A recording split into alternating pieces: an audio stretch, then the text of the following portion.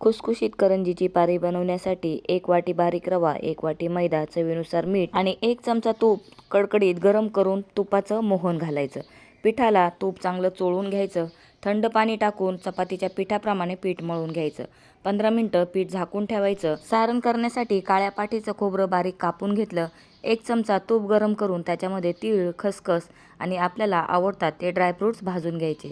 त्याच कढाईमध्ये कापलेलं खोबरंसुद्धा भाजून थंड करून घ्यायचं आणि नंतर मिक्सरमध्ये फिरवून घ्यायचं. साखरसुद्धा मिक्सरमध्ये बारीक करून घेतलेली आहे. दळलेले खोबरं, पिठी साखर, मनुके, तळलेले ड्रायफ्रूट्स, वेलची पूड टाकून मिक्स करायचं. सारण तयार आहे. 15 मिनिटांनंतर करंजीचं पीठ चांगलं मळून घ्यायचं. पारी लाटताना तांदूळचं पीठ लावून पातळ अशी पारी लाटून घ्यायची. करंजीच्या साच्यामध्ये करंजी तयार करून घ्यायची. सर्व करंज्या सुती कपड्यामध्ये झाकून ठेवायच्या आणि एकदम कमी गरम तेलामध्ये करंजी तळून घ्यायची. लो फ्लेमवरतीच करंजी तळायची आहे.